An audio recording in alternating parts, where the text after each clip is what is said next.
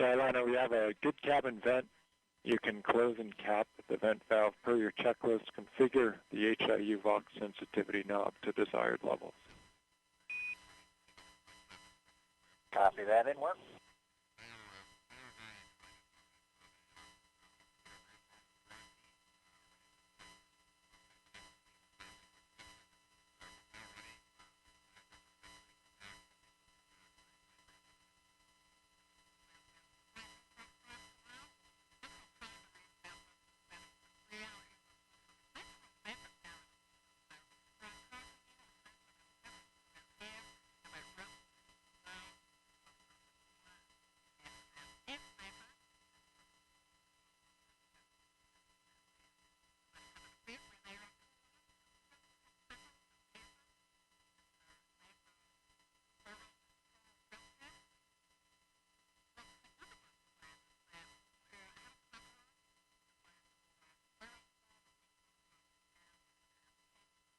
Cabin vent valve closed and capped. Starliner, we copied. Cabin vent valve closed and capped. Good config. Talk to you again in a few minutes. Talk a bit.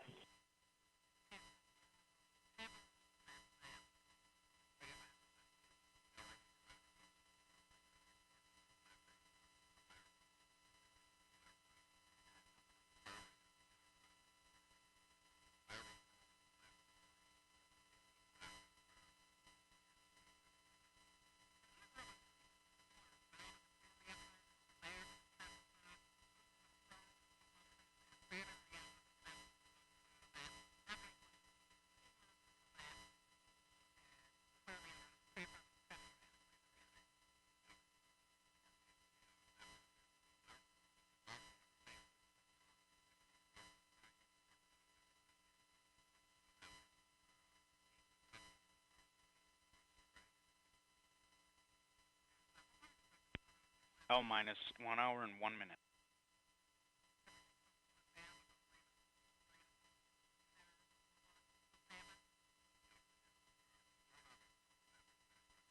Go ahead.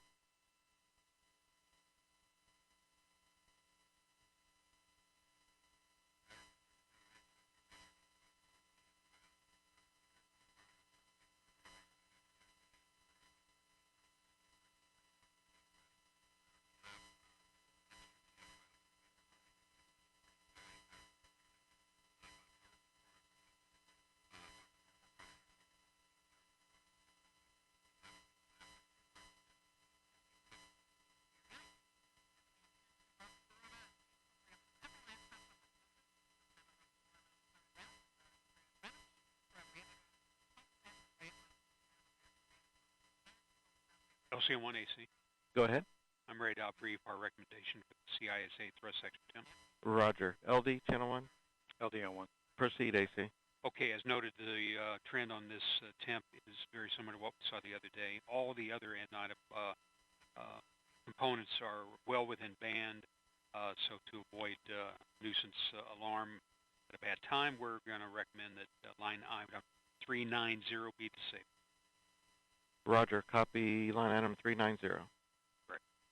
LC concurs. LD? LD concurs. Roger. RLM? LC? RLM-11.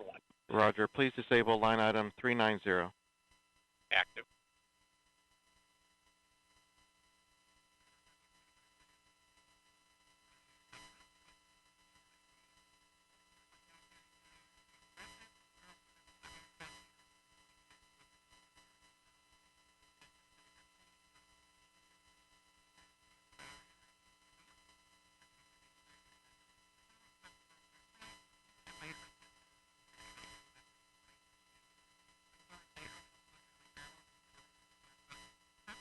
LC on 1, this is RLM. Go ahead. Line item 390 has been disabled. Roger.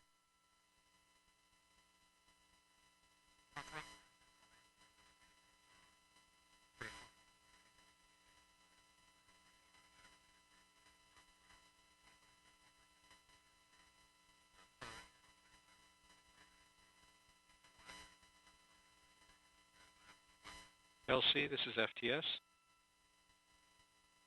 Go ahead. Yes, Operation 55, Step 270, FTS open loop test is complete. Roger.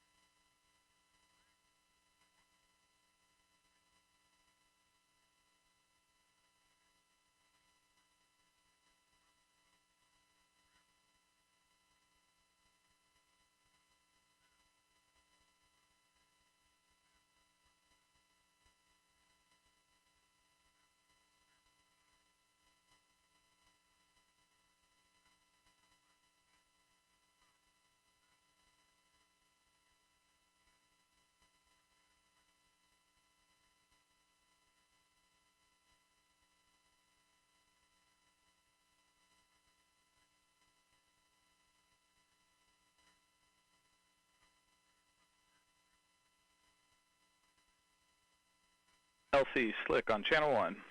Go ahead, Flick. CST-100 pad operations are complete and ready to configure the white room for launch. Annulus purge was disconnected at 1354 Zulu. Roger. Blue team lead, LC. Go ahead.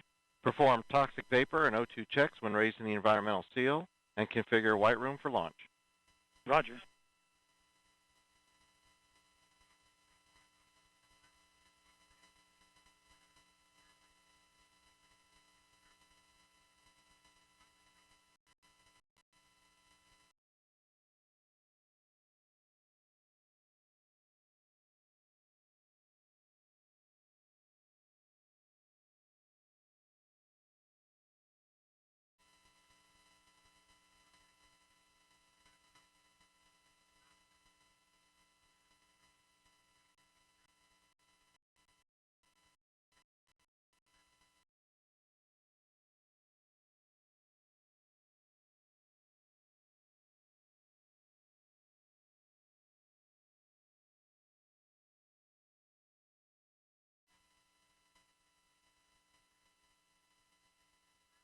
Butch is a veteran of 2 space flights as pilot on Space Shuttle Atlantis in 2009, and then 5 years later he served as flight engineer for Expedition 41.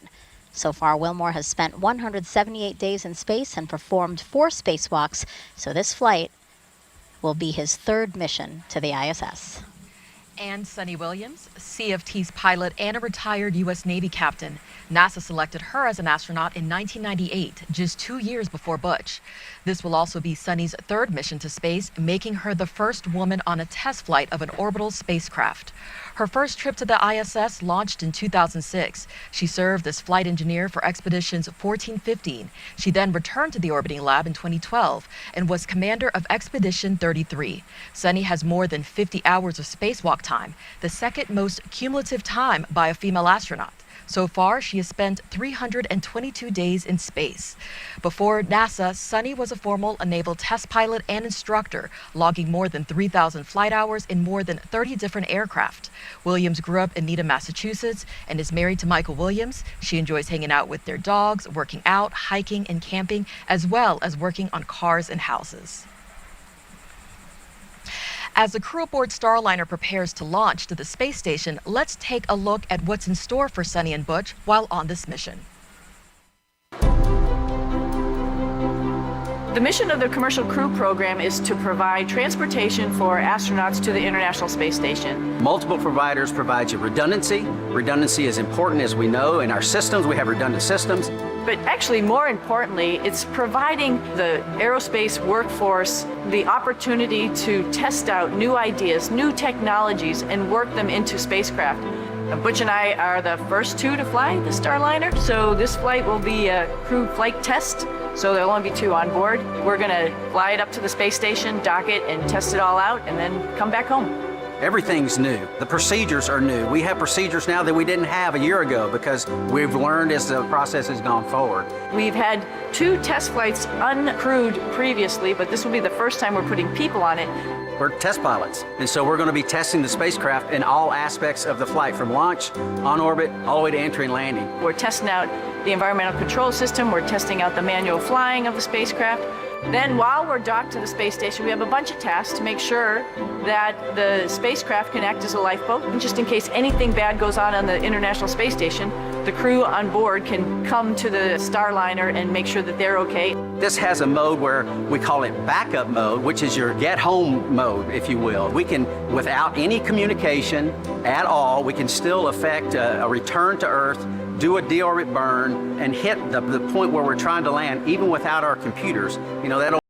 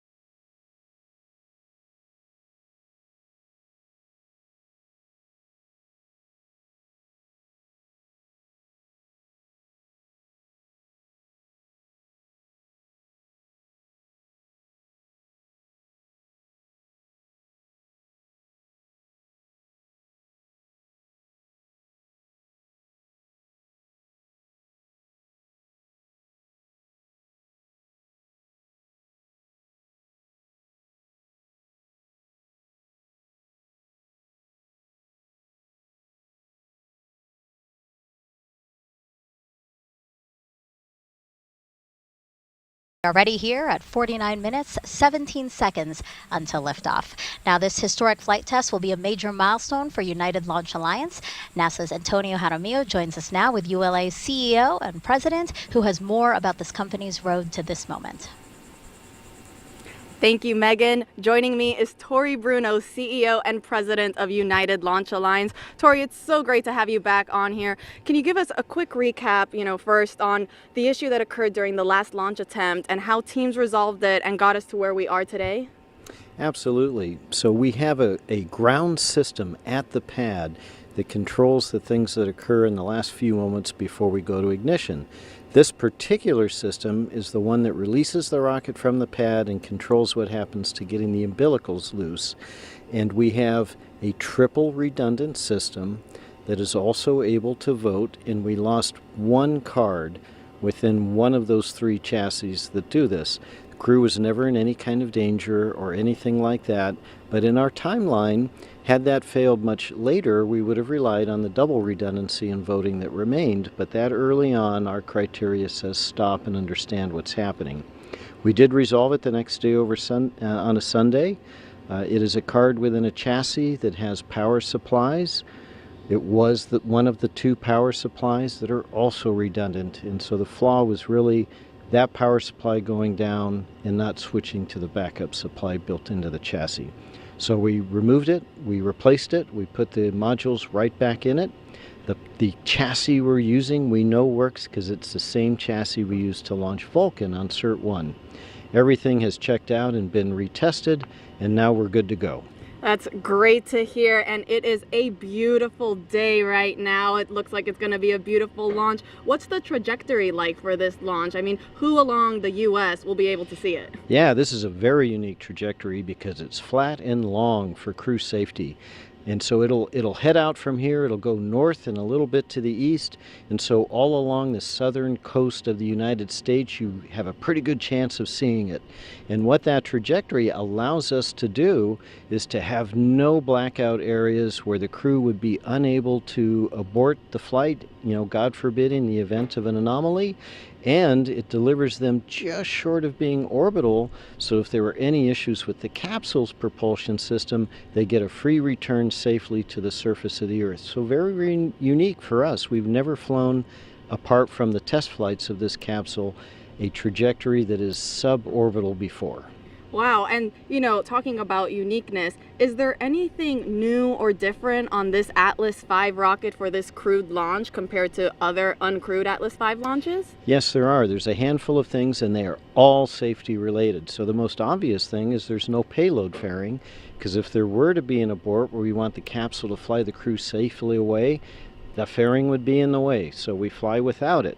We also have an emergency detection system, which is like a very high-speed computer that is plugged into all the systems on Atlas and monitoring its health, so that if an anomaly started happening faster than any human could possibly do it, this computer would detect it and command the separation of the capsule.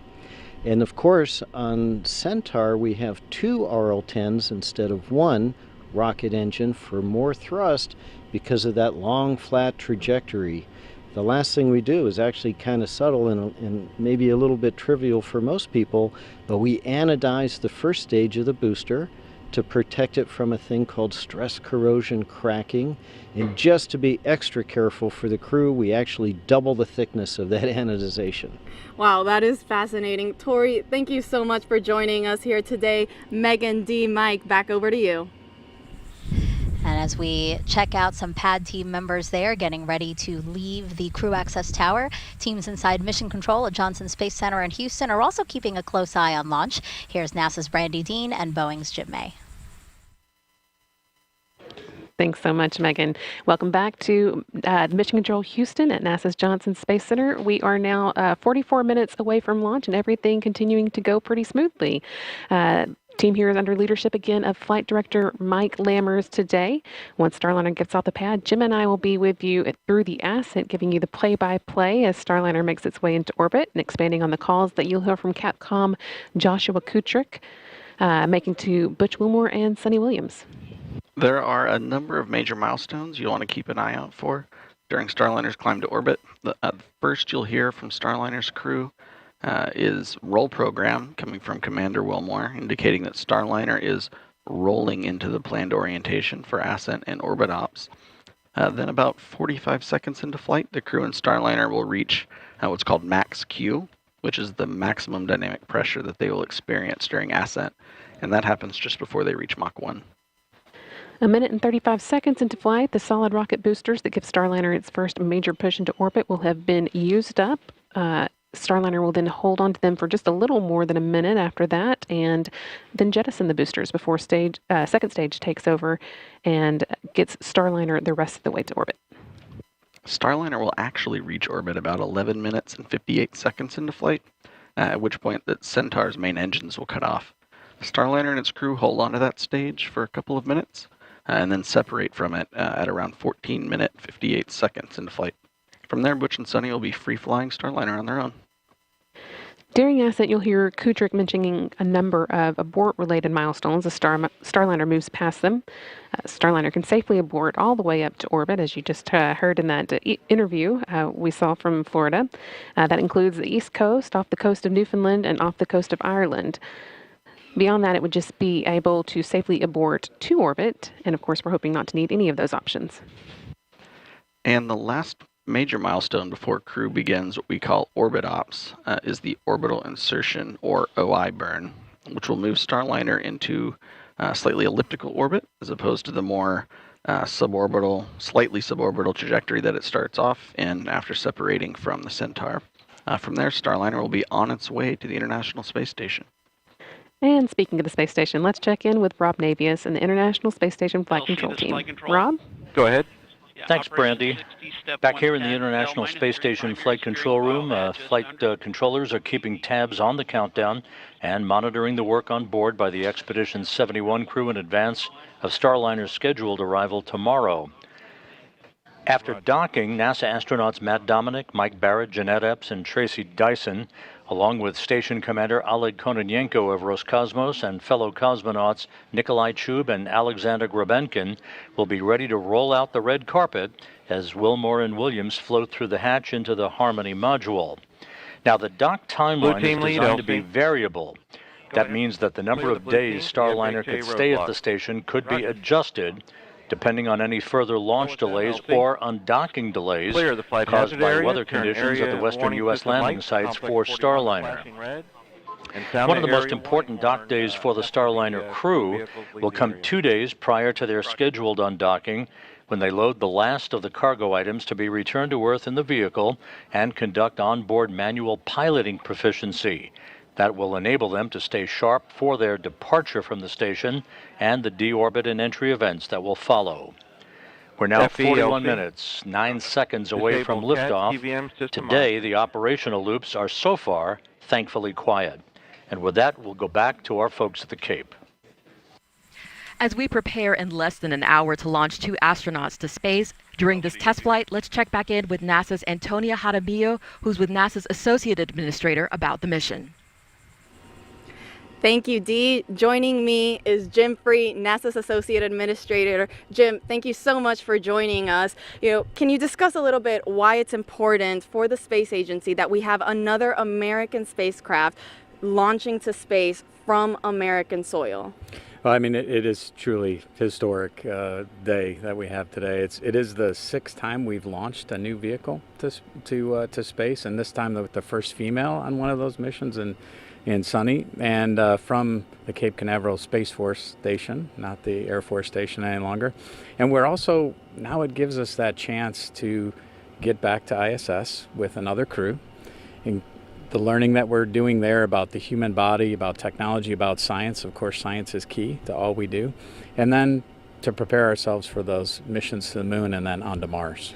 Absolutely. A lot of firsts, a lot of important things for sure happening on this mission. You talked briefly on this. Can you discuss again why it's important just in general that we have multiple spacecraft available to send humans to space? We need that access. So right now we have one provider giving us that access to space station. This will give us a second provider, which means if we have a problem with either, we have ways to get our crews to and from station, which helps keep the tempo that we've had for 23 years of having humans in low Earth orbit, but also that opportunity to get the crews back if there's an issue at all, and keep that presence going. Absolutely. This has already been a very exciting year for the agency with many, many fascinating missions already taking place. Now with this historic launch about to take off, what else can the public look forward to? It has been a great year and certainly a lot of learning already for me about the incredible mission that we have at NASA. And the missions that we have remaining this year, I'll just highlight a couple of them. Europa Clipper, which will be an incredible mission for us to watch in its journey and understanding even more about the solar system. NISAR, which will help continue our learning of Earth. And then we have X-59, that first A in NASA, right, the aeronautics, which will go through its first flight this year. We're about to do an engine run-up on that aircraft. And of course, heading towards Artemis 2 next year. The crews in Washington this week planted a moon tree just yesterday with our deputy administrator, and that gets us on our path back to the moon. Absolutely, and we cannot wait for all of those missions. Jim, thank you so much for joining us here today. Megan, D, Mike, back over to you. Thank you both. And we are now 38 minutes until liftoff of NASA's Boeing crew flight test with Butch Wilmore and Sunny Williams You can see there inside the Starliner spacecraft, patiently, maybe, awaiting liftoff, right, Mike? Oh, they're very patient at this point, and so far so good today. It's been a very smooth count, as Rob Navius mentioned earlier. And so the plan is for Butch and Sunny to be docked. That Roger. was a call out saying that the pad team has cleared the pad. Now the plan is for Butch and Sunny to be docked to the ISS for at least 8 days, and then after, they will return to Earth with a soft touchdown in the American Southwest.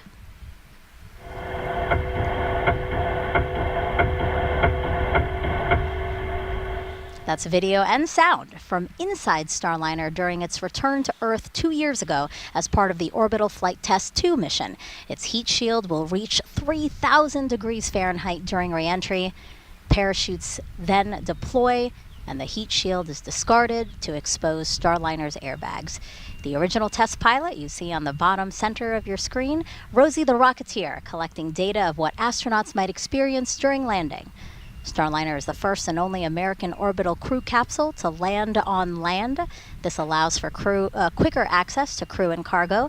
It also makes turning the spacecraft around for future missions quicker. But Mike, Starliner can also land in water in the case of an emergency. Absolutely. Starliner has a lot of heritage and commonality with the Orion spacecraft, which lands on water. Starliner is a little bit smaller and a little bit lighter, so it can actually land on land and has those airbags, as we saw. I can't wait to try them out. That's the first thing I'm going to ask Butch and Sunny about. How are the airbags? Because Soyuz is a little bit hard landing, but everybody's fine. But it's really those airbags, I think, are going to make a difference. But landing on water, we have a different airbag configuration, and so we have a fifth airbag that opens up in the middle, and so it's definitely planned that we could land on water, but we save that only for emergencies, because refurbishing the capsule afterwards is going to be kind of tough with all the saltwater contamination. So we'd really like to land on land. We have 5 spots in the southwest of the United States that we can land on. And I remember Sunny saying that she would much rather land on land because she said she had a lot of anxiety with landing in the water, even after you're back on Earth, because it's such a long rescue process, and you're bobbing in the ocean. You know, she said when you land on land, it's done, you're safe. See, that's the Air Force perspective. That's how we always think of things too. The Navy guys, you know, they should like the water, but no, this is jokes aside. That's exactly it. It's a lot easier to find us, and a lot more options if and when we land on land. All right, so we're coming up on 35 minutes until liftoff. And here comes a comm check. Yeah, I want to set the stage now for a series of comm checks. Go ahead. Yes, sir. Op 60, step 10, step 20. Blast danger area is clear. Roger. So yeah, we expect to hear repeated communication checks with Capcom in Houston and the crew. This is an opportunity for them to also discuss any anomalies or resolutions to those anomalies, but we've been saying no issues, the team today, so that's great news. And then these comm checks that we'll hear now, we're going to periodically hear them throughout these final 34 minutes. And again, communication is so important, and we want to make sure that those channels are working properly from the crew to everybody else on the ground that's helping to monitor launch. And where we are now, again, the pad team has cleared the pad. So it's just Butch, Sunny, a Starliner, and Atlas and Centaur all together. Right. Yep. The first 2 astronauts to fly in Starliner. Go ahead. Yes, sir. I can also give you step 60. Flight hazard area has been cleared of all personnel accounted for. Roger.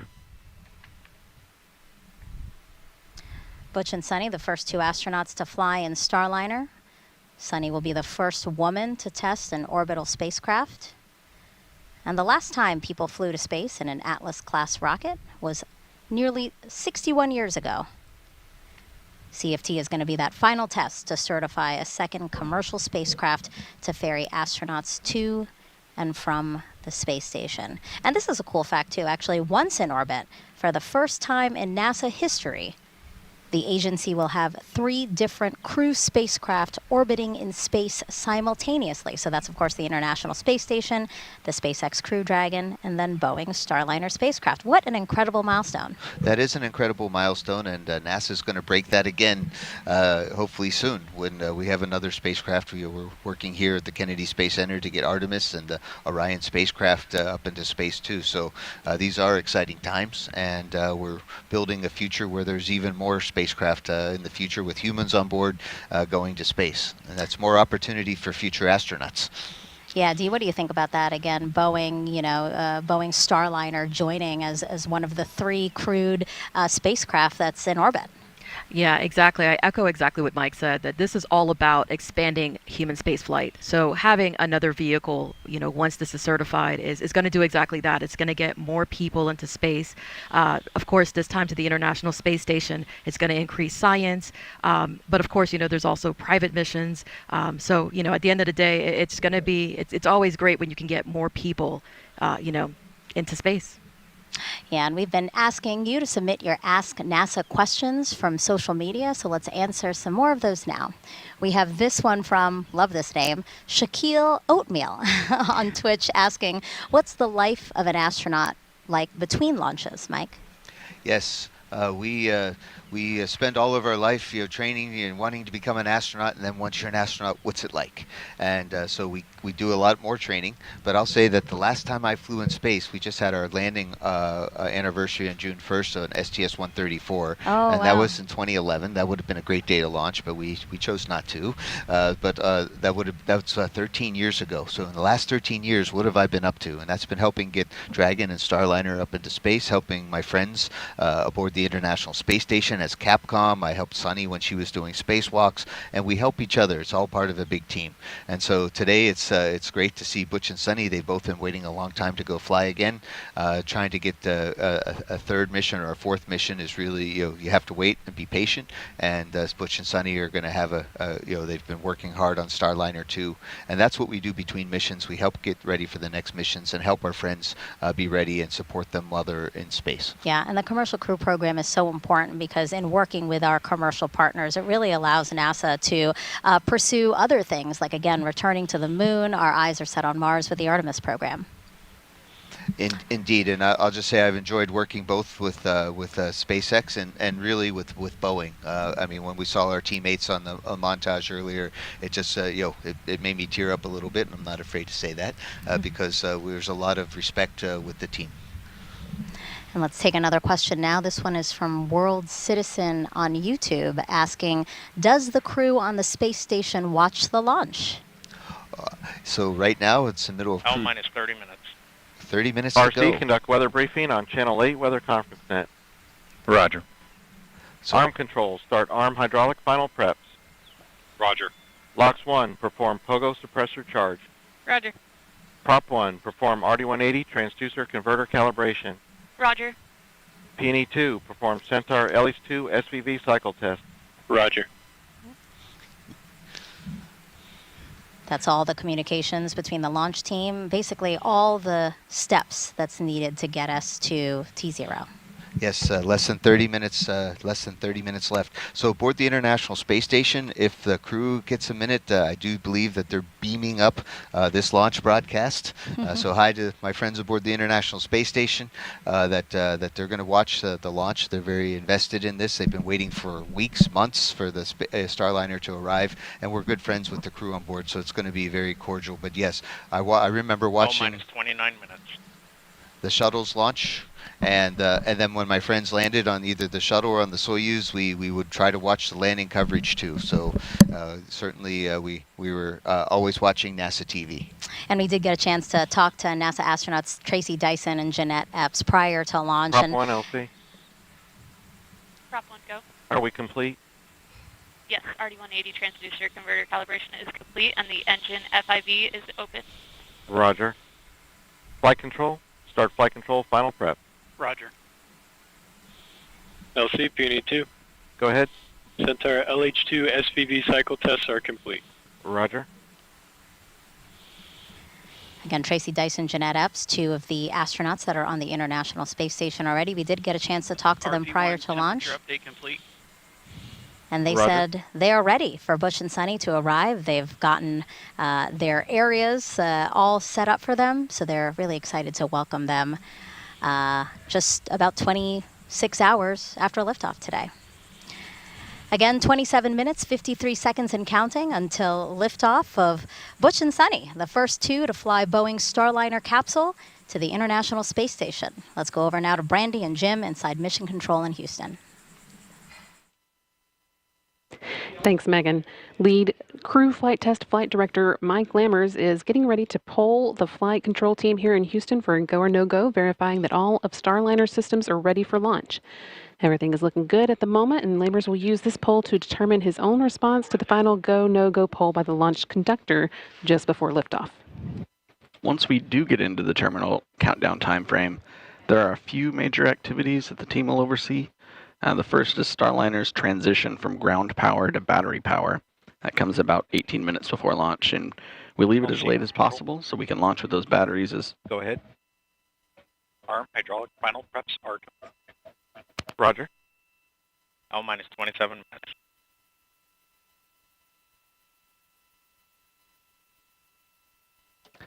We leave that power transition as late as possible so we can launch the batteries as close to full charge as possible. A few minutes later, with less than 10 minutes to go before liftoff, Starliner's ordnance will be armed. That activates the critical systems that are needed to detach all the things that Starliner would ultimately deploy or jettison as it climbs to orbit, or back for a landing if that became necessary. And then finally, just 1 minute and 15 seconds before launch, they'll work with the crew to activate the launch abort system, which would rocket the crew to safety in the case of an abort or on the pad early in the ascent. This will likely be the last you hear from us until liftoff. So we are going to send you back to the team in Florida to let Megan, Dee, and Mike see us through the rest of the countdown. Go Starliner. Now let's take a closer look at Starliner, the next generation crew capsule that you see atop the Atlas V rocket there on launch pad 41 on Cape Canaveral Space Force Station.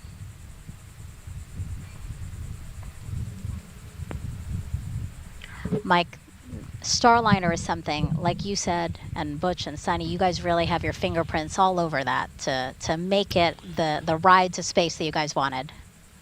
Indeed, Starliner is definitely Ferguson even called it a astronaut or a pilot spacecraft. And so that next generation crew capsule, it measures 16.5 feet tall with a diameter of 15 feet. That's about the size of a mid-size SUV. It was designed to carry up to 7 astronauts or a mix of crew and cargo for missions to the International Space Station. After today's test flight, NASA will fly crews of 4 or 5 with cargo. Starliner is also reusable up to 10 times. I'm sure you're excited for your opportunity to fly in Starliner, Mike. Oh, indeed. We're hopefully Butch and Suni, along with Calypso, are going to pave the way. We'll be in the other spacecraft that Boeing has. We have 2 capsules, and so again, it's always good to have an extra one and a backup one, and we're looking forward to flying next year. Let's head back over to Johnson now, where we have Rob Navius with an update for us. Rob.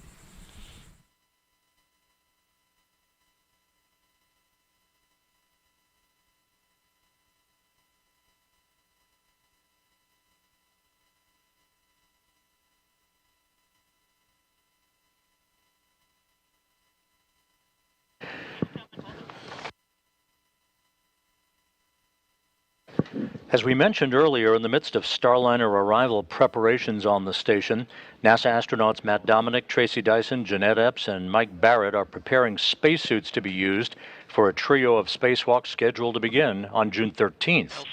Other maintenance work is also planned for today by the expedition crew as they gear up for the docking of Starliner tomorrow to the forward port of the Harmony module. Once Starliner docks, it will be the 6th visiting vehicle at the International Space Station, a crowded house 260 miles above the Earth. We're standing by here in Mission Control for the Atlas V to take flight and for a new chapter in human spaceflight history to begin just 23 minutes from now. With that, we'll head back now to the Kennedy Space Center. 23 minutes, 9 seconds and counting until liftoff. So let's check back in with ULA's Dylan Rice and Boeing's Lauren Brennicky with the latest. minus 23 minutes. Hey, Megan. Thanks for coming back to us here in the SYS, ASOC. We've switch been all monitoring. secondary decoms to RF link and verify lock. Roger. Initiate orbital parameter calculations on primary CCLS. Roger.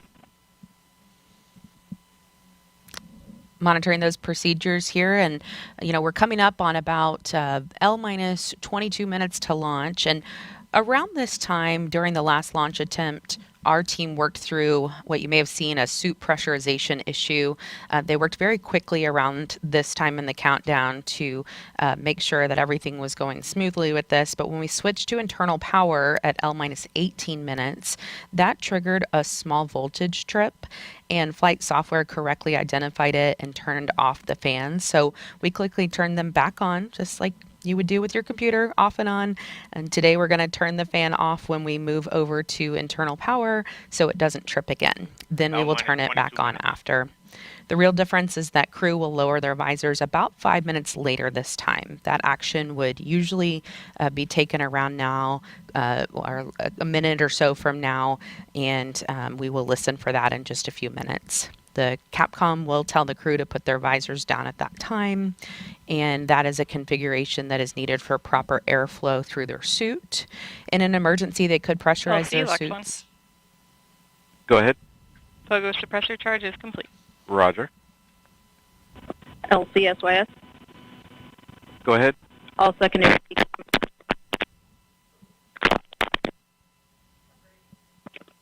Secondary. Yeah, you're breaking up, SYS. All secondary decoms verified on RF link. I did copy that. Please check your headset.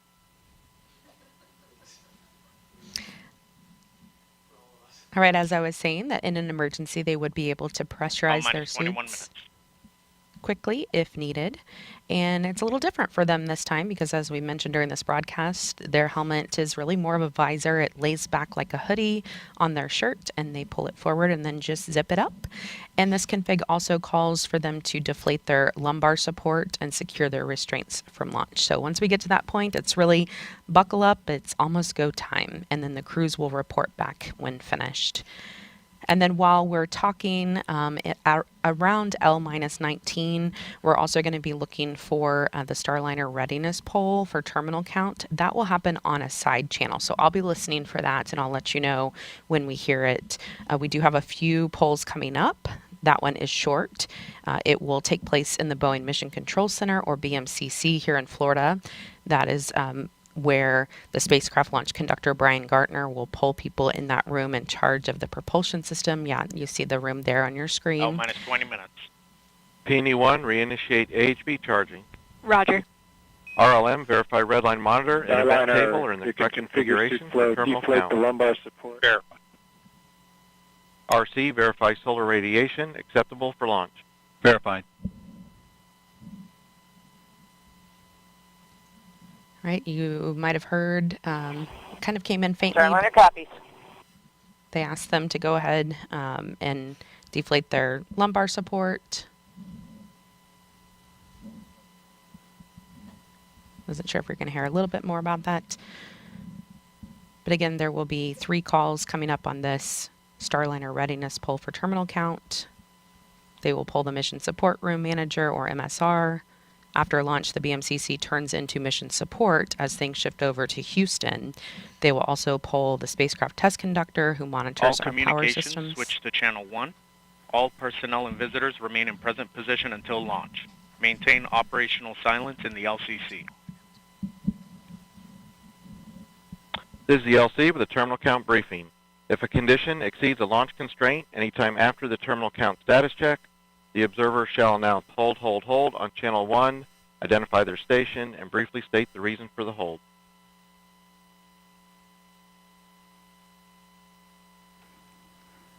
So, Lauren, as we were mentioning earlier, there's been traffic on multiple side nets, and that announcement that you just heard is Chief Launch Conductor Doug Lebo now bringing the team out from the individual subsystem nets, bringing everybody to the command channel, channel 1, for the final minutes of the countdown here. So we're gonna start to hear more traffic on on the command channel as the we start to do our final configuration steps for launch. So we're going to hear a couple of things.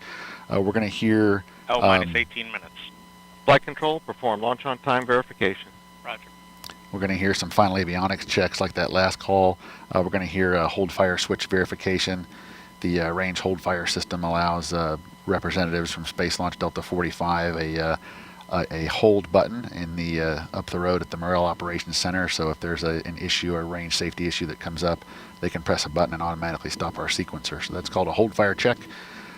Those hold fire switches will be configured shortly, and we'll also start to hear calls about wrapping up our helium bottle charging on both the first and second stage. And Dylan, as you mentioned, with the traffic on the loops increasing a little bit, you at home may notice that we are speaking less, and so we are going to be listening to some of these things on time verified. As they happen live with Roger. you. And we feel it's important for you to be able to... Go ahead. AHB charging reestablished and at flight mass. Roger. minus 17 minutes.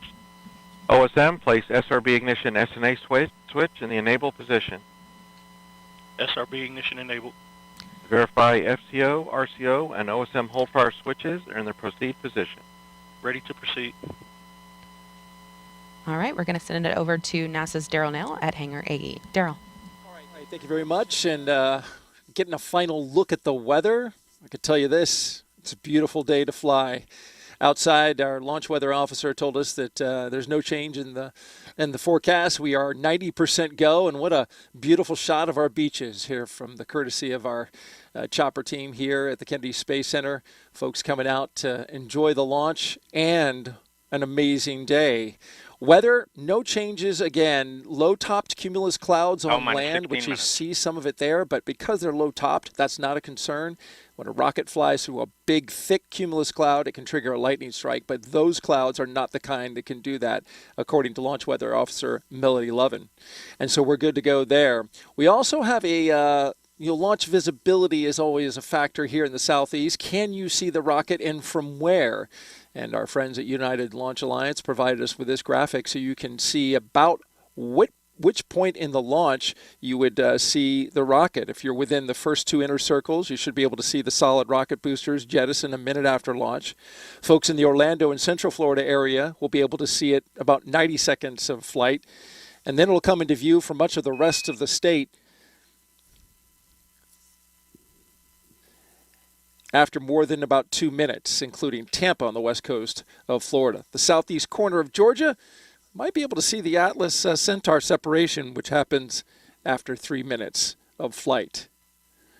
Again, we're looking good here at the ASOC. Richard Jones polled his team, the NASA operations manager. 15 minutes. And all of them are go. LC flight, channel 1 and air to ground 1 are now merged, going to air to ground 1. Roger. We'll send it back to the host desk. LC flight, air to ground 1, ready for contact with Starliner on channel 1. Roger. Starliner, LC, com check on channel 1. Those are com checks again. LC, Starliner, loud and clear. I have you loud and clear also. And our astronauts, who you see there. Again, this is the test flight. Houston, com check, air to ground 1. Houston, Starliner, loud and clear. Houston has you loud and clear on air to ground 1.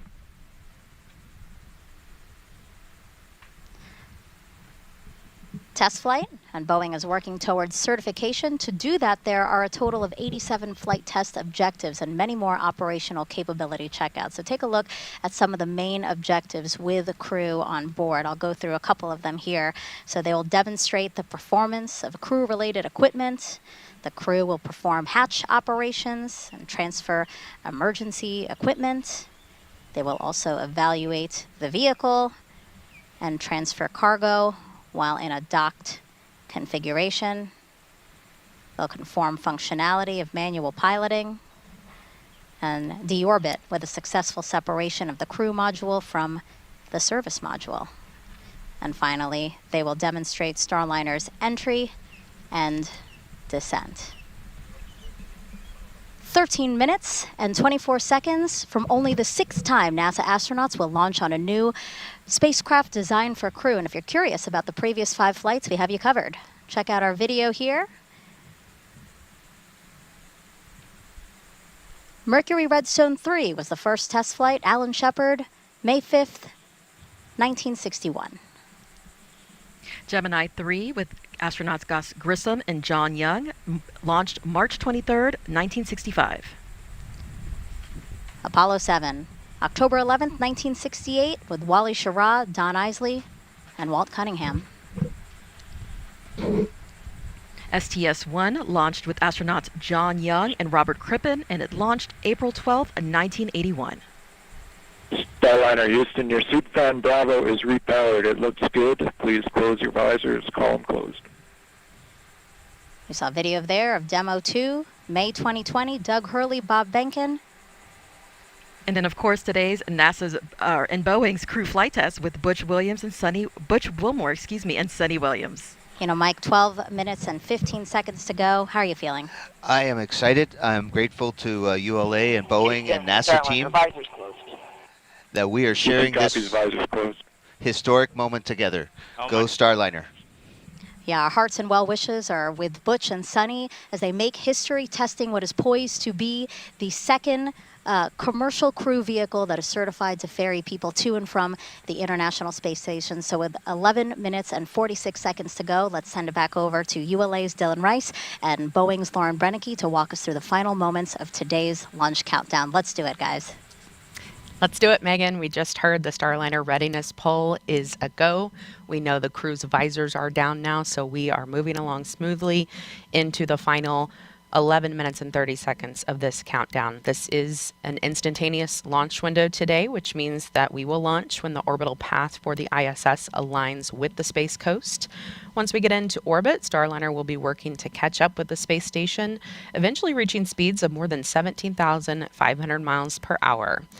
It'll take about 25 hours or so to get there. And we are going to be watching here any minute. Minus 11 minutes. For the crew access arm. Arm control, so the crew access arm for launch. Roger. Right on cue. Crew access arm about to start moving away from the spacecraft. And Dylan, we will watch it move very slowly today, but it could move much faster if needed. That's right, Lauren. It takes about 2 minutes to rotate the 120 degrees back away from Starliner to its stowed position and latched position on the crew access tower. Here we go. But we could, in the event of an emergency, redeploy it in less than 15 seconds. It's amazing that it can do that. We hope to not have to ever see that happen. After liftoff today, Brandy and Jim will continue commentary from Houston through Ascent, spacecraft separation, and the orbital insertion burn. We will have the shot of Butch and Sunny inside Starliner until the moment of launch, and then we will get it again when we get to the ISS. Minus 10 minutes. Flight verify CST-100 on internal power. Verified. Starliner, configure ordnance for launch. Touch and work. All right, the spacecraft is running completely on its own now. And they are configuring ordnance for launch. That means the devices that initiate our separation events are ready to support both nominal and contingency operations that happen or could happen during ascent.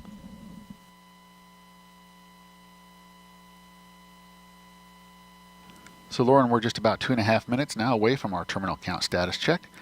The terminal count status check is the final report from each operator indicating that their system, whether it be a ground control system or a launch vehicle system, is ready to execute the final 4 minutes of the countdown to launching the rocket. At this point, if there were an issue, the anomaly team would be discussing it, but nothing like that has happened right now. All's quiet. I am expecting to hear all members of the team report go when pulled by Chief Launch Conductor Doug Lebo. And we're actually hearing on a side channel that they are preparing for the launch vehicle systems poll. This is the long one. A lot of people view this as their favorite poll. It's kind of fun to listen to them list off each system, and then that team will give a final go or no go for launch.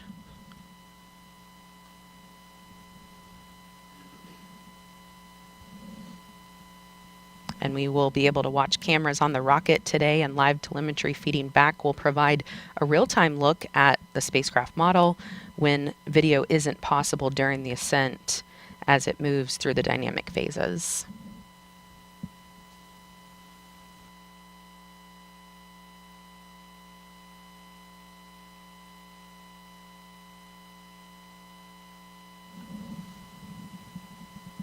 L minus 8 minutes.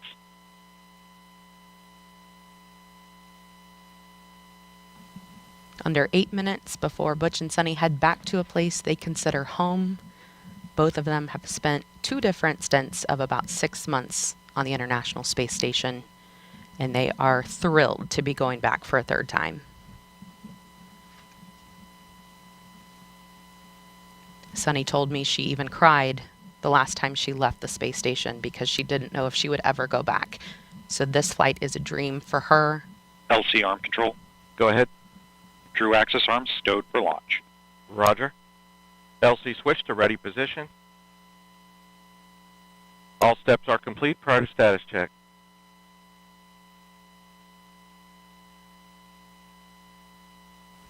Let's listen in to Chief Launch Conductor Doug Lebo conduct that final terminal count status check as we prepare for launch. L minus 7 minutes. Status check to proceed with terminal count. Atlas systems, propulsion. Go. Hydraulics. Go. Pneumatics. Go. LO2. Go. Water. Go. Centaur systems, propulsion. Go. Pneumatics. Go. LO2. Go. LH2. Go. Has gas. Go. Electrical systems, airborne. Go. Ground. Go. Facility. Go. RFFTS. Go. Flight control. Go. GC cube. Go. Op support. Go. COM. Go. Umbilicals. Go. Arm control. Go. ECS. Go. Redline monitor. Go. Quality. Go. Op safety manager. Go. ULA safety officer. Go. Vehicle system engineer. Go. Anomaly chief. Go. Range coordinator. Clear to proceed. Flight director. Houston flight is go. Starliner. Starliner, go. Launch director. You have permission to launch. Proceeding with the count. ALC, verify T0 is set for 14:52:15 Zulu. Verified.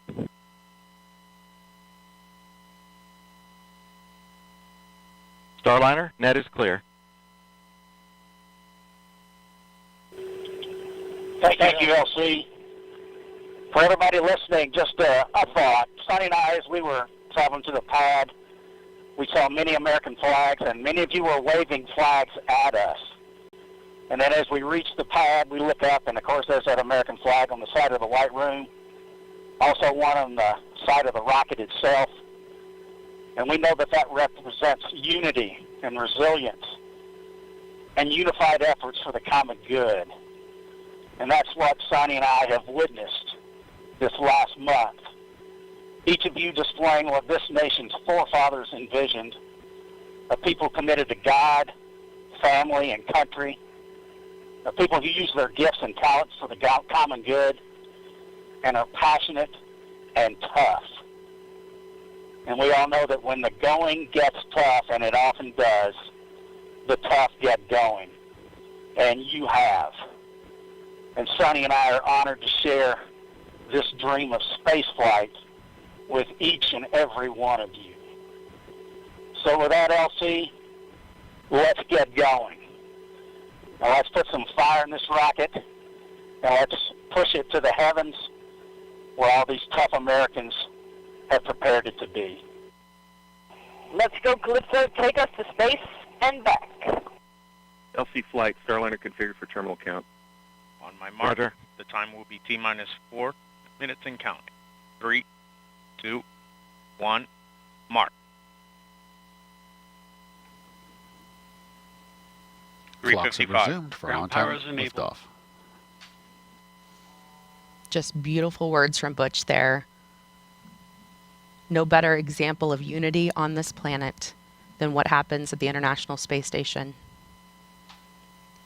where Butch and Sunny are headed in just 3 minutes and 30 seconds. 3:30. Atlas hydraulics at flight press. Atlas boosters hydraulic steering systems now pressurized for launch.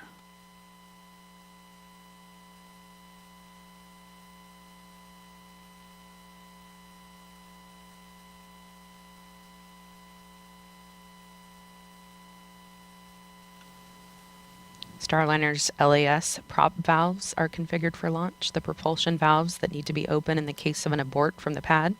3 minutes. Pressurizing Atlas tanks. Securing LO2 topping. 250. FTS internal.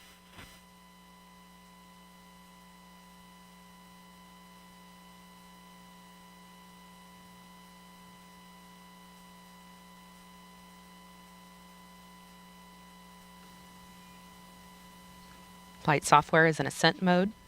It is now set for the uphill climb.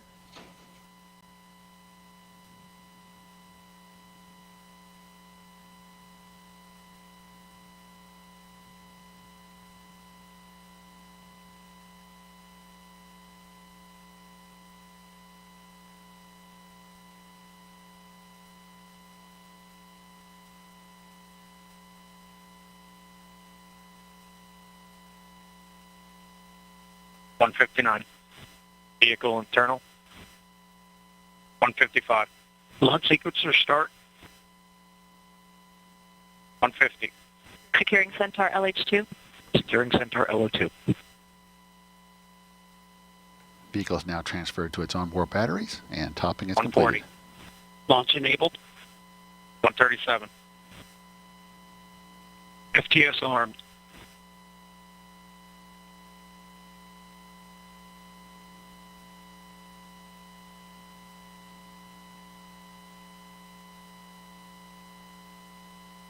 $120. OCU's armed. SCS count started. EDS Ascent. Starliner, last arm to auto. Last arm auto. Roger. That call meaning if the emergency detection system on Atlas detects something. Rock report range status. Range green. 54. POP started. It will trigger the launch abort system on Starliner and fire automatically. If that happened, the spacecraft would push itself away from the rocket a mile up and a mile out. Atlas at flight press.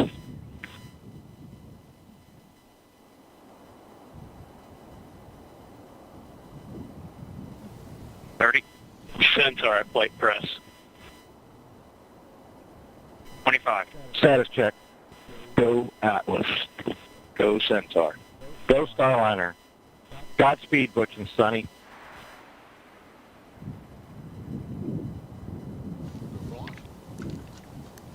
Ten, 9, 8, 7, 6, 5, 4, 3, 2, 1. Ignition. And liftoff of Starliner and Atlas V, carrying 2 American heroes, drawing a line to the stars for all of us.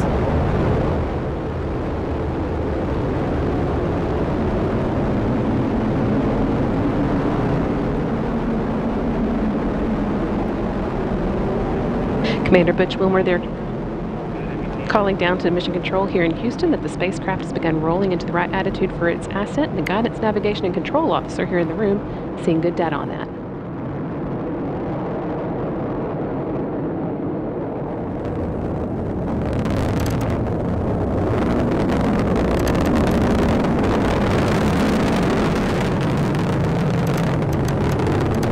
Starliner passing through max Q, or the point of maximum dynamic pressure where the forces of air friction are highest, which in Sunny will shortly be passing through Mach 1, where the speed of sound.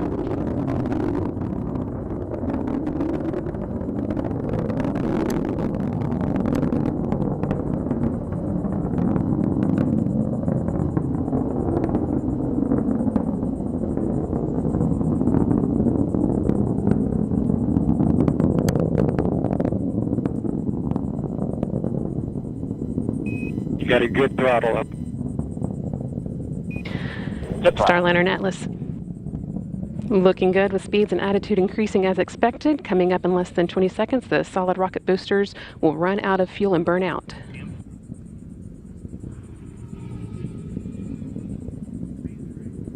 Good SRB burnout. Good SRB. Now that the fuel in the solid rocket boosters has been depleted, the Atlas main booster stage will be continuing its burn for about the next 3 minutes.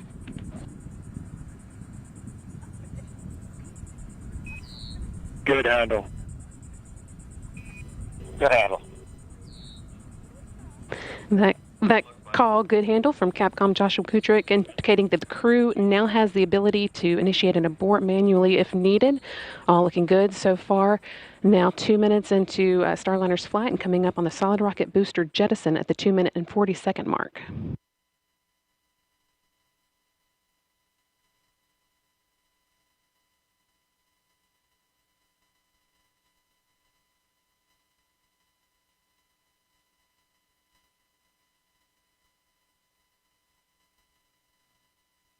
CLG and yet good trajectory. CLG. The solid rocket boosters have now been jettisoned after seeing Starliner through its first 90 seconds of flight. Team on the ground here confirming that it was a good jettison and that the vehicle's trajectory continues to look good. Now 3 minutes into today's flight.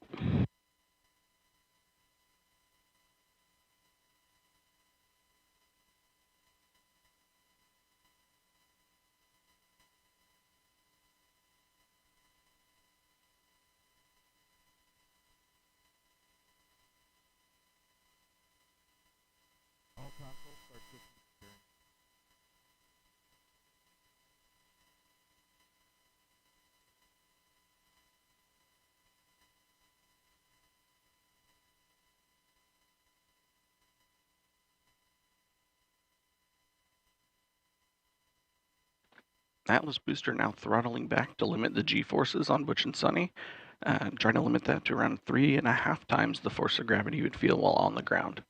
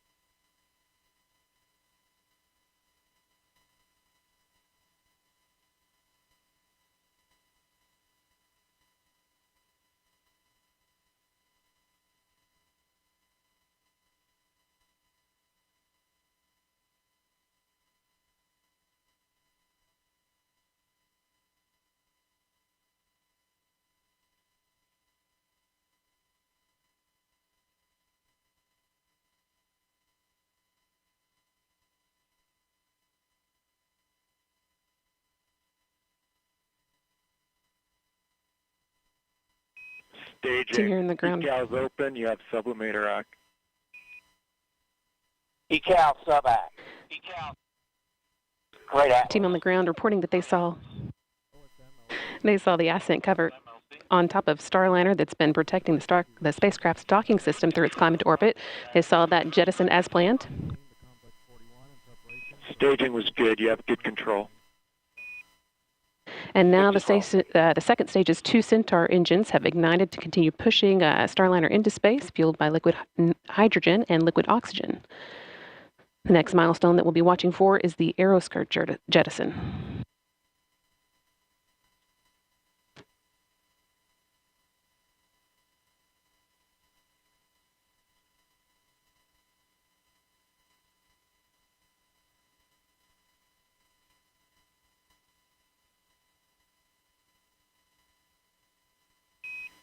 Starliner, you had good booster performance. You're up to plus 31.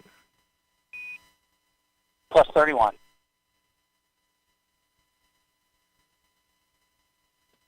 Atlas Control reporting booster performance offset of 31 seconds of ISP, or specific impulse, relative to its design baseline of around 450.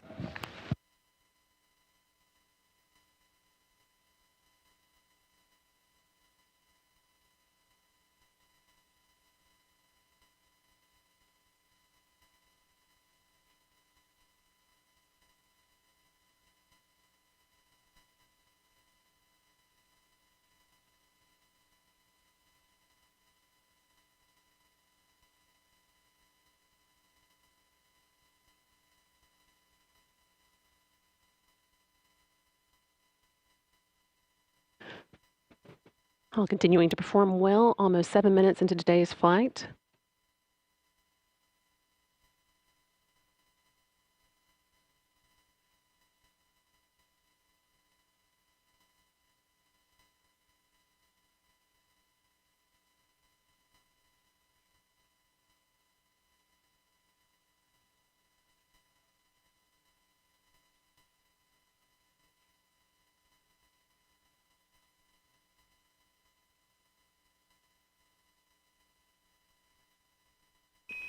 Good Centaur. Good Centaur. Capcom Joshua Kutrick. Continuing to pass good news up to Starliner's crew. That last one reporting that the Centaur upper stage remains in good condition and is performing well, pushing them into orbit.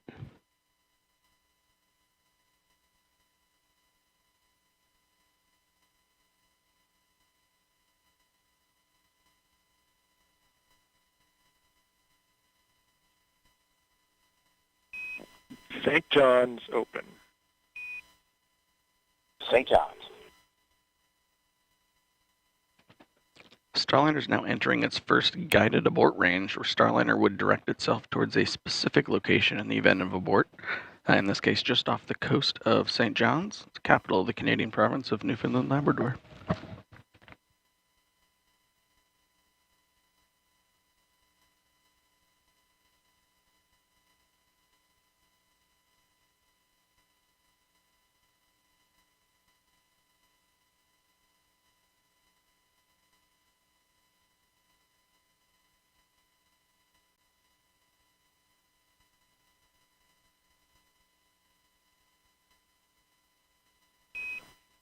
Starliner MECO converged 11:5 to 11:52. Good perf, you're at 34 to 36 seconds. 11:52, 34 seconds. That call letting the crew know that the main engine cutoff, MECO, should happen just about on time, about 12 minutes into today's flight. Another good indication that Starliner's Ascent is taking along exactly as expected. Main engine cutoff is a major milestone marking Starliner's arrival on orbit.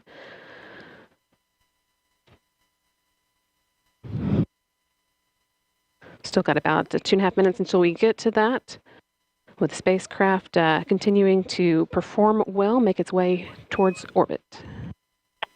No action, Starliner, on the LCL. That's just the system coming up into controlling mode. Outstanding. No action.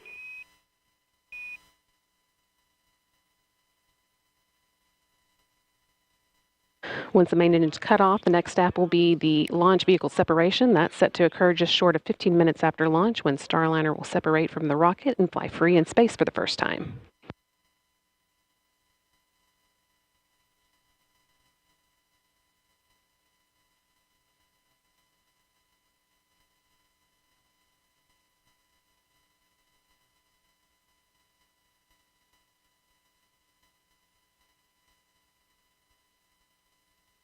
Flight Dynamics officer reporting that at this point, Starliner could potentially make an abort landing off the coast of Ireland.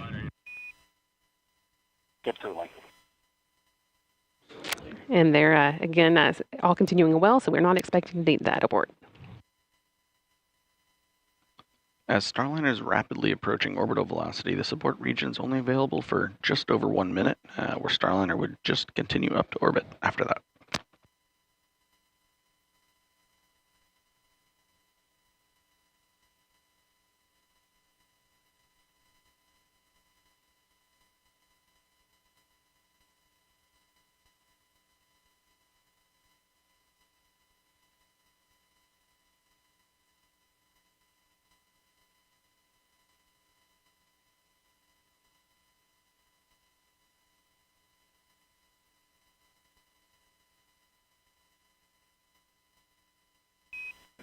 Seconds to MECO.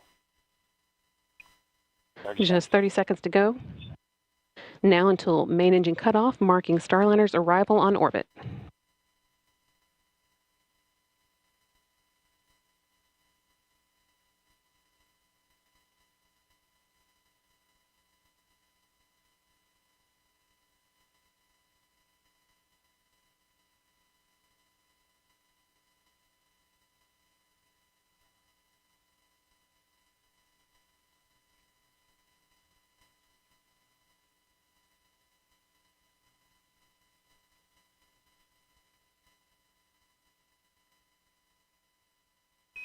Nominal MECO Starliner. Nominal MECO. And with that nominal MECO call, that's main engine cutoff. We've got good energy, meaning a good velocity for continuing to orbit, and a good plane, meaning Starliner's trajectory is aligned with the International Space Station for rendezvous tomorrow. And with that, Butch Wilmore and Sunny Williams return to orbit. Individually, they are both extremely experienced astronauts. 14-5 to 1452. 1452. They're both very experienced astronauts with a combined total of 489 days in space between them. Starliner is also the third spacecraft that they've launched in. Both have traveled to the International Space Station via space shuttles and Soyuz and are now well on their way to repeating the journey via Starliner. It's also worth noting that Williams' role as pilot marks the first time that a woman has crewed a flight test of an orbital spacecraft. Just a few seconds ago, you heard Capcom Joshua Kutrich calling up to Butch and Sunny. With the expected time, Starliner will separate from Centaur at about 14 minutes, 52 seconds into flight, just under 2 minutes from now, or 1 minute from now.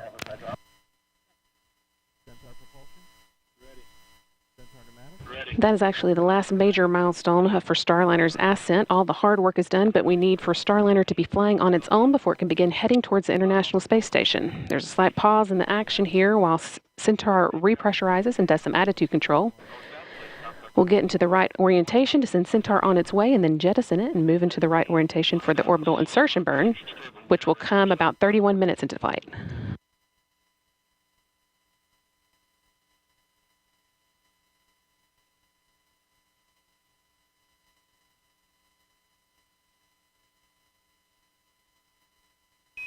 No action on the cabin temp Starliner. No action.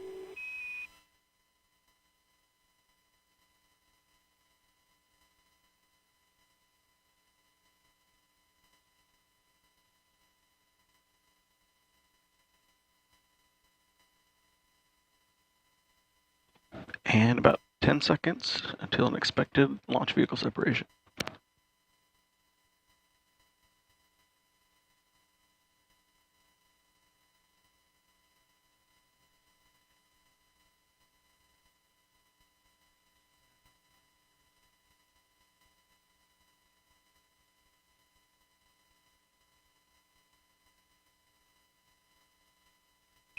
LV-SEP confirmed. Good LV-SEP.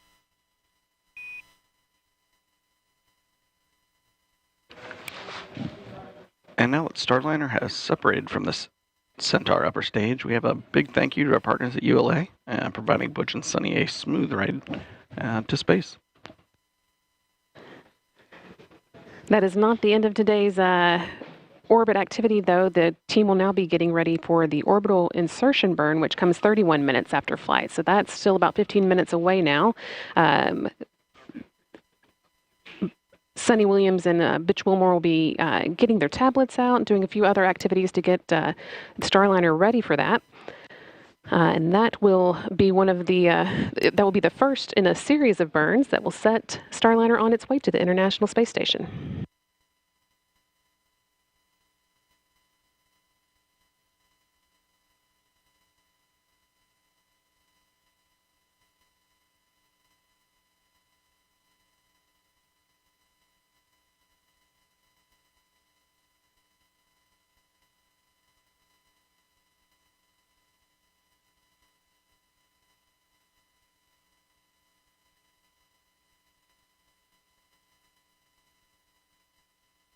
Once again, Starliner with astronauts Butch Wilmore and Sunny Williams on board launched from Florida, the Cape Canaveral Space Force Station, Launch Pad 41 at 9:52 a.m. Central, 10:52 a.m. Eastern today, and they have now made it into orbit. Your nominal TDRS show MDL is active. You have good targeting for OI. Good targeting.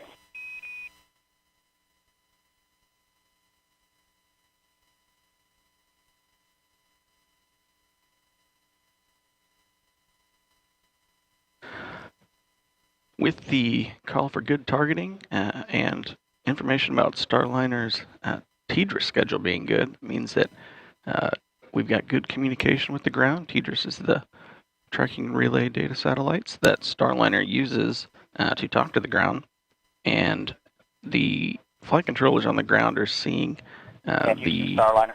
dynamic. Go ahead. Yeah, if you could relay a message to our brethren at ULA. We're all listening. Go ahead. Yeah, they've been a member of the family for a long time, but now it's official, and we want to welcome them to human spaceflight. We all copy all and really appreciate the words.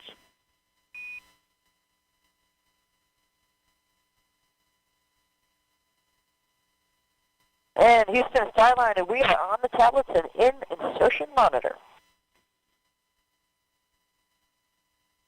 Copy tablets, we're with you, insertion monitor.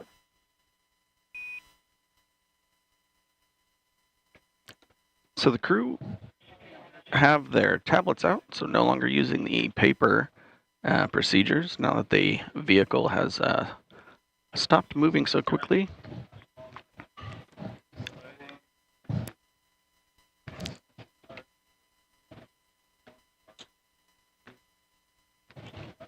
So there's a handful of things that the crew's going to do now, mostly just prepare the inside of the cockpit so they are looking at the right data to prepare for the upcoming orbital insertion burn. The vehicle itself has done a few things recently. Started to power on the solar rays on the back of Starliner and turning off several of the thrusters that are no longer needed at this phase of flight.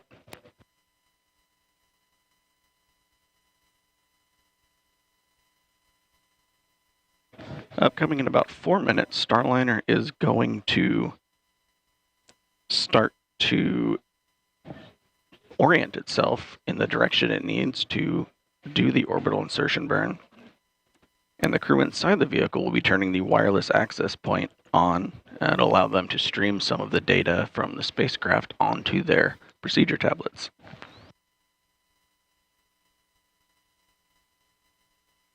And Houston Starliner, last arm is off. Backup control switches, enable 1 on, enable 2 off. SMRCS is the mode. We copy off. Enable 1 is on, enable 2 is off. SMRCS, you're in a good config. Good config.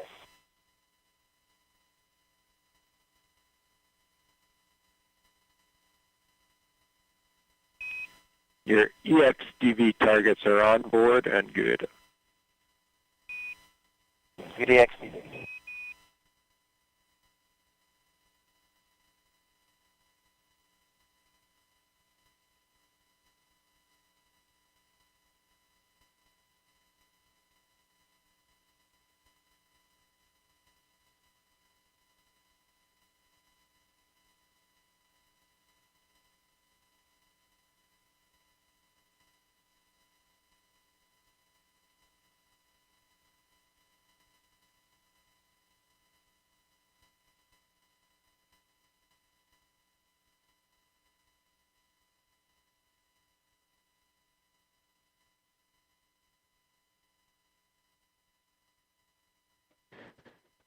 Things will be pretty quiet as Starliner gets into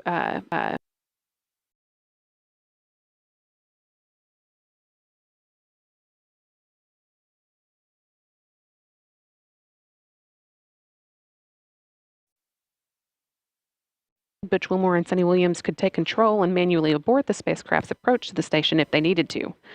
So to prove that, one of the few things on their agenda after they reach orbit will be to perform a test of the manual piloting mode.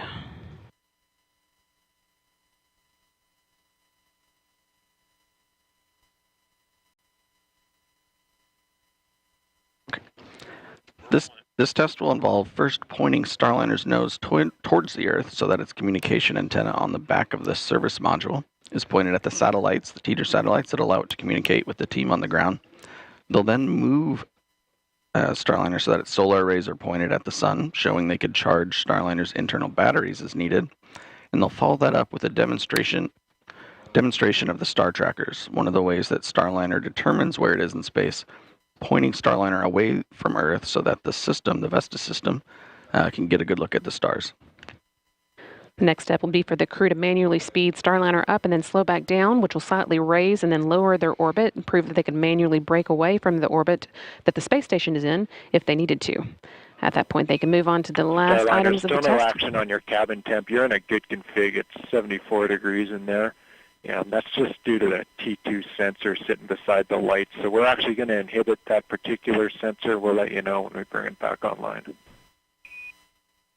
Okay, great. Looks like we're on our way to thrust align.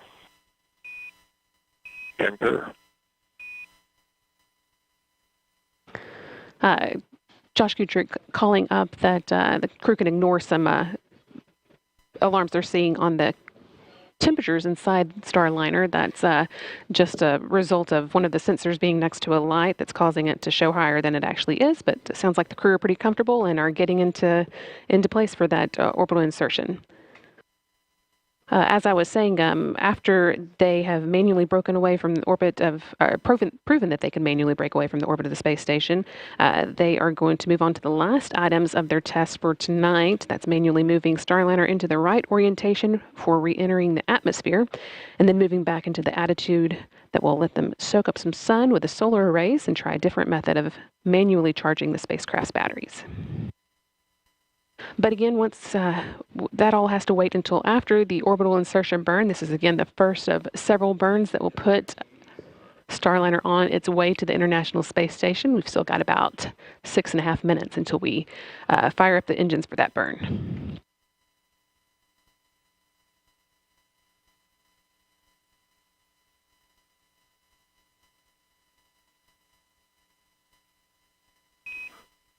Starliner, we did not see the hand controller deflection. Just wanted to know if you did that yet. No, we'll get it now. All good.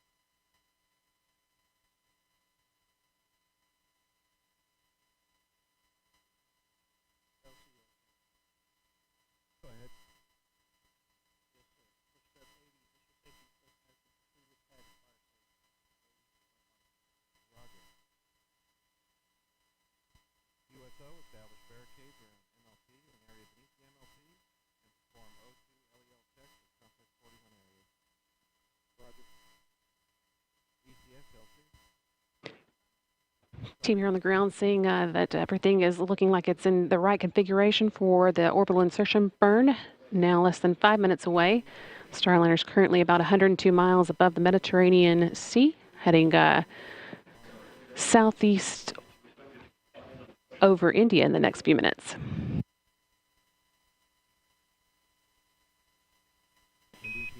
Starliner, good config for the OI burn. Good config for OI. And good config from the OI burn.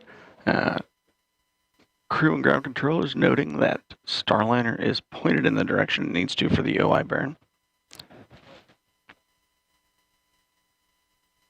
It should also be about the time that the crew are using their tablets for their procedures, also charging them, keeping them topped up for the rest of the rendezvous.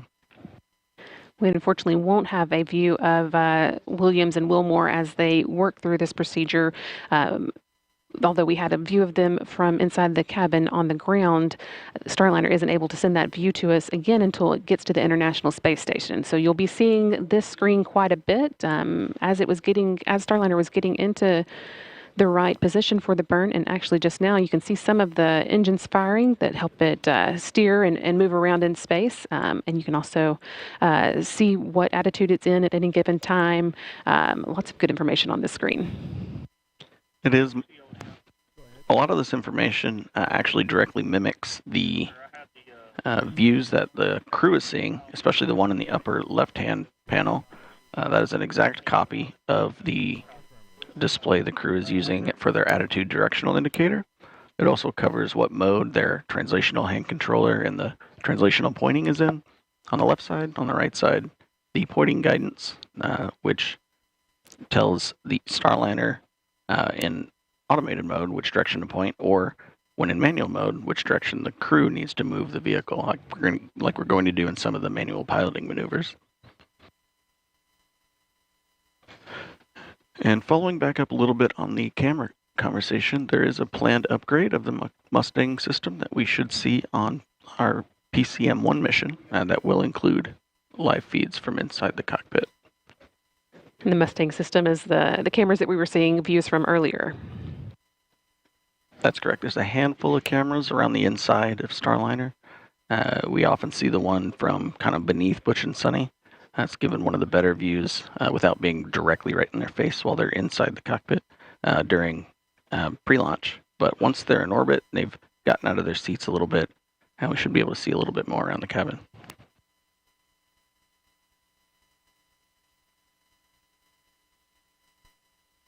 We will, though, as you've already heard, continue to hear regular audio updates from the crew. Everything going well now that Starliner is just under 30 minutes into today's flight. We've got about a minute and a half left to go into that orbital insertion burn that will be kind of the final end cap, really, to today's ascent, which again took place at 10:52 a.m. Eastern when Butch Wilmore and Suni Williams launched inside the first Starliner to carry crew members on board from the Cape Canaveral Space Force Station, Launch Pad 41. They made it to orbit about 14 minutes later, and now we are just again waiting for this first of a series of burns that will set Starliner on its way to a rendezvous with the International Space Station that is scheduled to take place at 12:15 p.m. Eastern, 11:15 a.m. Central tomorrow.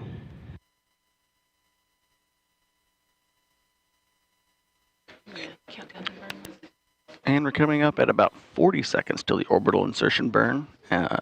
This burn is going to take Starliner out of its slightly suborbital trajectory and push it up to an altitude that will allow us to catch up with ISS for a rendezvous later tomorrow.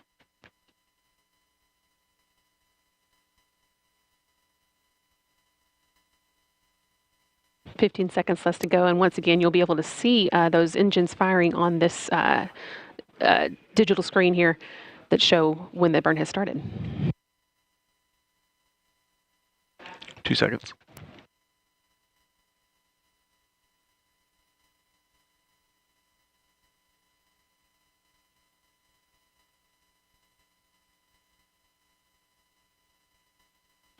And flight controllers here in Houston, seeing 4 good OMACs, good burn.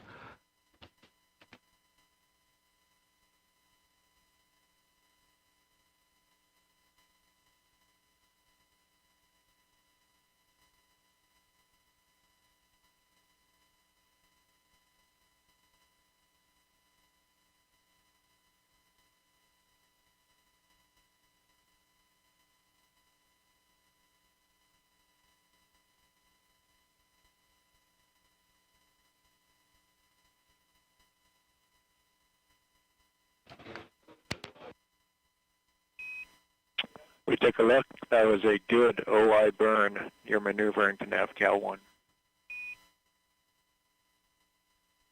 Good OI burn, going to NavCal 1.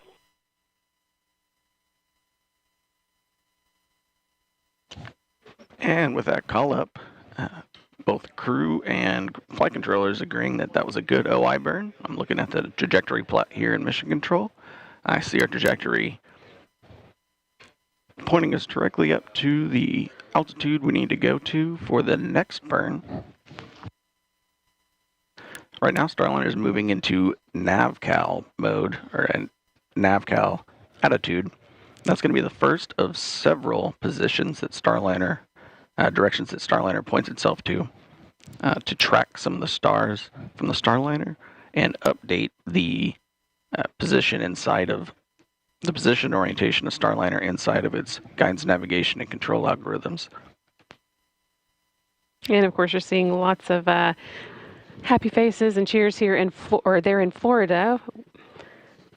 Everybody glad to see Starliner safely in orbit with Butch, Wilmore, and Suni Williams in tow, sending it on its way to the International Space Station for docking tomorrow at 12:15 p.m. Eastern Time.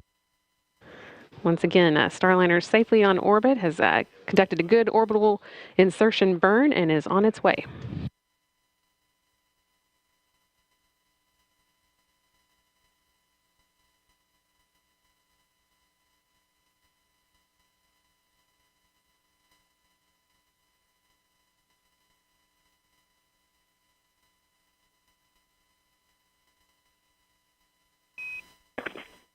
Starliner, Houston.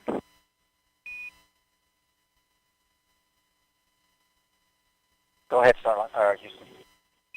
Yeah, you do have good cooling. The sublimator is working. We are watching it, though, because the water usage is just a little more than we thought we were going to see. You probably noticed that. It's a reason for the advisory there. From the ground, we'd like to swap you over to the other leg. So we're going to close sublimator leg 1, wait for about 60 seconds, and then open up leg 2. You'll see us do that. No impact or action. Okay, we copy. We'll be watching. Thank you.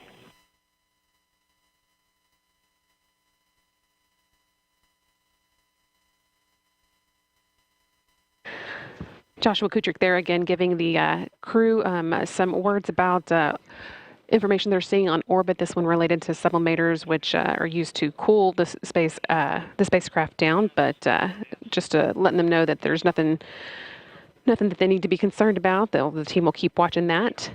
In the meantime, as Starliner begins making its way to the International Space Station, we're going to check in with Rob Navius in the International Space Station Flight Control Room. Rob?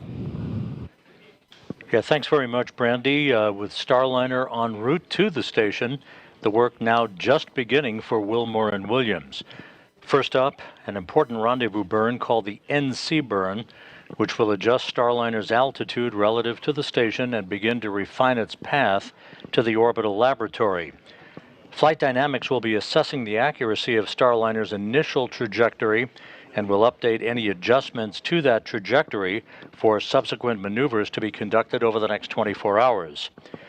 Now, we're expecting to hear the first of 3 audio reports from the crew during their free flight on how the ride uphill to orbit was before they move into what are called far-field demonstrations of the vehicle. That will include manual piloting tasks and a manual translation control test. That will prove Starliner's ability to execute a manual docking if required, as well as an abort capability prior to docking. Keep in mind, we're providing continuous coverage now of Starliner's flight to the International Space Station. On Thursday morning, rendezvous operations will begin in earnest shortly before 10 a.m. Eastern Time, leading to a targeted docking for Starliner to the station at 12:15 p.m. Eastern Time. So please stay with us around the clock as we bring you every minute of Starliner's flight. For now, we're going to sign off from the International Space Station Flight Control Room here in Houston and go back to Megan, Dee, and Mike Fink at the Cape. Hey, and welcome back to the Space Coast of Florida, where about 36 minutes ago we witnessed the launch of a United Launch Alliance Atlas V rocket carrying the first 2 astronauts, NASA's Butch Wilmore and Suni Williams, inside Boeing's Starliner capsule to the International Space Station. The first time ever, Starliner now in the right orbit to rendezvous with the space station in just over 25 hours. How are you guys feeling? How was it to watch launch? Again, just right over the water behind us here. I mean, this is extremely exciting. Obviously, a long time coming and a culmination of so much hard work by so many teams. But of course, we're going to be even happier when we see Starliner dock, and even happier when the hatch opens and we watch Suni and Butch float into the International Space Station. Oh, absolutely. Yeah, well said, Dee. I mean, this is exciting. We've built up to this moment for years and years, and it finally happened. I got to see a Starliner launch with my friends on board. How cool is that? And I could feel like the whole planet was cheering for them. Yeah, it was really nice to see it happen. There were a lot of emotions here at the host desk among the three of us, as well as the crew that's supporting us here on the host desk. And it's just a history-making launch. Suni, again, the first woman to test an orbital spacecraft. That's amazing. And then again, the last time people flew to space in an Atlas-class rocket, 61 years ago. CFT, this final test to certify Starliner. And then once in orbit, the first time in NASA history that the agency will have 3 different cruise spacecraft operating in space simultaneously. So that's the International Space Station, SpaceX's Crew Dragon, and again, once Boeing Starliner spacecraft gets there, Boeing Starliner spacecraft. So really just like a lot to celebrate. It's amazing. You know, Mike, I know you've been part of Starliner's journey from the very beginning, working alongside Butch and Suni and all the teams across Boeing, NASA, ULA. So talk to us, how does it feel to see this rocket from your perspective? I was so impressed all the way through the launch countdown and all the way through orbital insertion burn. Everything was just like the final simulation exercise they give us back at Johnson Space Center, where they just give us everything nominal. And there we are. Everything was fine. No hiccups, no drama, nothing to worry about. And so I was really happy with Butch and Suni, and for Butch and Suni, and happy with the whole team. As Butch said, thank you to the United Launch Alliance for a great ride up, and welcome them to the club of rocket companies that can send humans into space. Now we just got to get to space station in 24-ish hours. That want to discuss, let me know if you're there. And we've been asking for some questions on social media, so we still want to get to those because there have been a lot. So why don't we pull up one question here right now? This one's from Ramon. What is your favorite part of being an astronaut, Mike? Is it days like this? Definitely days like this, Ramon. Very much glad to be an astronaut on this day. I think Butch and Suni might be a little bit happier than me to be an astronaut today, but this is definitely a great day. And if you're not on the rocket yourself, helping your friends is a really great way to be an astronaut. And so, Mike, talk to us about, this is, again, a crewed flight test. Certification is what's next for Starliner. So what's the process to get us to your flight next year? Well, first we have to, Butch and Suni, they've gotten to orbit. That's kind of step one. Now they got to get to the space station and complete their flight test objectives. Once they land safely in a desert somewhere with the airbags, and we'll analyze. The Boeing team will analyze the flight test data, see if any improvements, any changes, any things that can be improved and made, and then we'll get ready for us at the post-certification mission number 1 that we call Starliner 1. I think Dragon had a similar one. They called themselves Crew 1. Well, we're Starliner 1, and we'll be ready to fly when the spacecraft is. Right. And so obviously there's still a lot on this road for Starliner, but when you do fly next year on Starliner 1, Mike, I know that there's a bunch of people here who that they created this shirt. Oh, no. I love it. Mike Fink Fan Club. That's right. Oh, he's hiding, guys. He's hiding behind his computer right now. I am deeply humbled. Thank you. No, yes. It just goes to show that so many people are invested in Boeing and NASA and ULA working together on the Starliner program. So we celebrated together with the crewed flight test today and launch. And again, we still have so much more of the mission to go, and we can't wait for your flight for Starliner 1. All righty. Thank you very much. Thank you again to everyone who submitted questions throughout the broadcast. You really helped to contribute to the broadcast. And Mike, really great to have you here marking this historic launch with us. It's great to be on the team, and you guys are both are extreme professionals, as well as our production team and the PAO team that's right up the hill from us. Great job, everyone. Absolutely, and today's liftoff could not have happened without the many teams across the country supporting this launch, which of course is just the first of many critical milestones for this flight test. Yeah, that's right, Dee. So our coverage tonight, or today, won't end here. First up, we have a post-launch news conference starting at 12:30 p.m. Eastern Time right here on NASA TV, followed by continuous coverage of Butch and Suni's transit to the International Space Station. Starliner is on course to dock at the station in just over 25 hours from now, and then the ISS crew will welcome them on board. Again, we will take all of that live on NASA TV, NASA Plus, and our social media channels. You know, and their journey will provide the data needed to bring Boeing closer to having the continuous privilege of carrying astronauts to and from the space station. Hey, and that's the perfect opportunity, right, to pull up this QR code we have ready for you. If you scan it, it'll take you to go.nasa.gov/CFT, where you will find everything you'd want to know about this crew flight test and also NASA's commercial crew program, which is why we're flying today. Mike, it's been great to have you with us. Your insight today was important and invaluable. Thank you very much, and the Boeing company should get a big pat on the back today for a job well done so far. Yes, again, congratulations to all the team. Thank you, Dee. Thank you, Mike. We really appreciate your time here on the official launch broadcast of NASA's Boeing crew flight tests. And that's going to do it for us here on the Space Coast of Florida. For Boeing, ULA, and NASA, thank you so much for watching our official broadcast of this historic crew flight test. We leave you now with a replay of launch. Have a spectacular day. Here are the astronauts, Commander Butch Wilmore and pilot Suni Williams, as you can see, suiting up for their mission into the history books. This is a tradition. The whole idea here is to lose to the chief. Out of the suit-up room, Commander Butch Wilmore and pilot Suni Williams walking to an elevator at the end of the hallway.